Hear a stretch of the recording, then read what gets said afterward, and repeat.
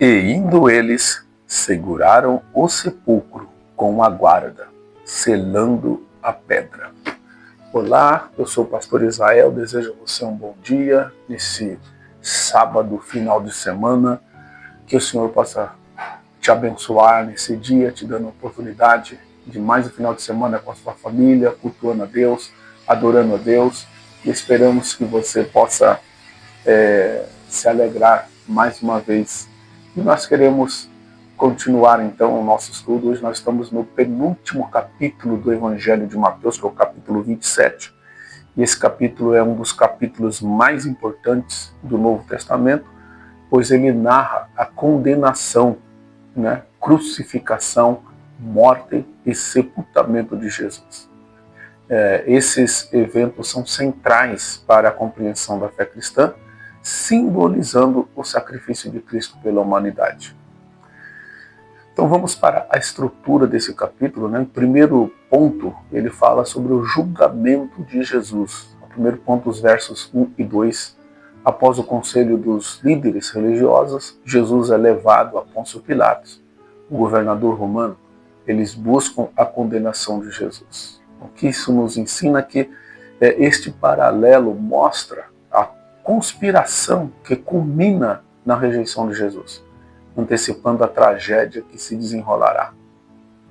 Os versos 3 a 10 fala sobre o arrependimento de Judas. Judas Iscariote, após ver que Jesus foi condenado, se arrepende, devolve as 30 moedas de prata e, em desespero, suicida-se. O dinheiro é utilizado para comprar um campo, cumprindo a profecia que seria chamado campo de sangue. O que isso nos ensina? Mostra as profundezas da traição e as consequências do remorso. E ressalta o contraste entre o arrependimento verdadeiro e o arrependimento falso. O terceiro ponto está nos versículos 11 a 26 e mostra Jesus diante de Pilatos. Quando Jesus é interrogado por Pilatos, ele permanece em silêncio. Pilatos se pergunta qual é a verdadeira culpa de Jesus. A multidão é levada a escolher entre a libertação de Jesus ou Barrabás, um criminoso. A multidão escolhe Barrabás e pede a crucificação de Jesus.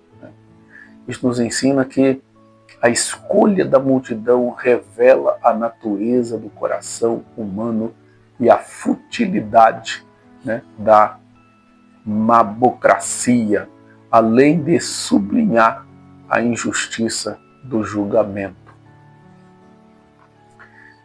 Os versos 27 a 31 fala sobre a crucificação. Jesus é entregue aos soldados que escarnecem dele, o veste com um manto escarlate, coloca uma coroa de espinhos e zombam de sua realeza.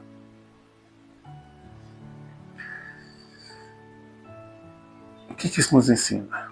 Este tratamento injusto revela a humilhação que Jesus suportou e sua disposição em aceitar o sofrimento por amor à humanidade.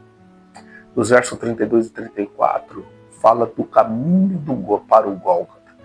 Simão de Cirene é obrigado a carregar a cruz de Jesus. Chegando ao lugar da crucificação, recebem vinagre misturado com fel, o que Jesus então recusa. E isso nos ensina que carregar a cruz é um símbolo de comprometimento com o sofrimento e o sacrifício. E a recusa do vinho amargo reflete a disposição de Jesus em enfrentar a dor completa. O verso 35 a 44 fala da crucificação e a zombaria. Jesus é crucificado entre dois ladrões. Soldados sorteiam suas roupas, enquanto passantes zombam dele, desafiando sua identidade como filho de Deus. Aprendemos que a zombaria enfatiza a ironia trágica da rejeição de Jesus, mostrando o contraste entre sua realeza divina e o desdém humano. Versos 45 a 50 fala da morte de Jesus. Durante a crucificação ocorre uma escuridão desde o meio-dia até as 3 horas da tarde. Jesus chama Eli, Eli, lama sabachthani, meu Deus, por que me desamparaste? E em seguida entrega o seu espírito. Isso nos ensina que o clamor de Jesus reflete a profundidade do sofrimento e a separação que o pecado trouxe entre ele e o Pai. Sua morte sacrificial é central para a salvação da humanidade. O verso 51 até o 53 mostra os sinais da morte de Jesus. No momento da morte de Jesus, o véu do templo se rasga de alto a baixo e há terremotos que abrem sepulturas e ressuscitam muitos santos. Isso ensina que o rasgar do véu simboliza a nova acessibilidade a Deus através da morte de Jesus. Os sinais sobrenaturais confirmam a gravidade da morte do Filho de Deus. A confissão do centurião, no verso 54, nos ensina que o centurião e os que estavam com ele, ao ver os acontecimentos, reconhecem que Jesus era verdadeiramente o Filho de Deus. Este reconhecimento, por um gentil, destaca a revelação da divindade de Jesus, bem como a universalidade da salvação. O verso 55 a 61 fala do sepultamento de Jesus. As mulheres que seguiam Jesus, como Maria Madalena e Maria, mãe de José, testemunham a crucificação e depois José de Arimateia pediu o corpo a Pilatos e o coloca em seu túmulo novo. E se ensina que a devoção das mulheres e a ação de José revela uma resistência ao desespero enquanto honram Jesus com sua morte. Os versos 62 a 66 fala sobre a guarda do túmulo. Os fariseus pedem a Pilatos para colocar guardas no sepulcro, temendo que os discípulos roubem o corpo e digam que ele ressuscitou. Isso ensina o medo dos fariseus e a preparação reforçam a importância e a expectativa da ressurreição, marcando uma resistência ao poder. Mateus 27 relata de forma poderosa e profunda, comovente, os eventos que levaram à crucificação de Jesus. E este capítulo desafia a mim e a você, leitores, a confrontar a gravidade do pecado e a gloriosa redenção oferecida através do sacrifício de Jesus. Então esse é um resumo do capítulo 27 e algumas aplicações para nós. Primeira, refletir sobre nossa própria traição. Fazemos uma reflexão sobre a nossa própria traição.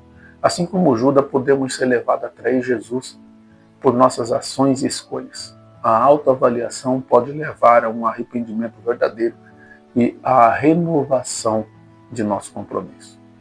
Segunda aplicação é a reverência pela crucificação. A crucificação não é apenas um evento passado, mas um ato contínuo de amor que deve moldar nossa maneira de viver e nos relacionar com Deus e o próximo. E terceiro, vigilância espiritual. A resposta da multidão e o comportamento das autoridades religiosas nos desafiam a permanecer firmes na fé, reconhecendo a verdade de Jesus em nossa geração. Mateus 27 é um poderoso testemunho do amor de Deus e da profundidade da graça que nos foi dada, convidando-nos a viver em resposta a esse sacrifício. Oremos. Pai Celestial, agradecemos a Ti pela oportunidade, Senhor. Eu peço neste momento que o nosso entendimento, o nosso olhar seja aberto para compreender toda a profundidade desta obra realizada na cruz de Cristo. E o mais importante, Senhor, sabemos que Ele não está na sepultura. Que o Senhor possa abençoar todos que ouvirem esta mensagem e possa trabalhar no coração de cada um para trazer a luz que o Teu Evangelho pode trazer. Iluminar tudo, Senhor, nosso caminho, te peço em nome de Jesus. Amém. Nos vemos na próxima oportunidade. Até lá.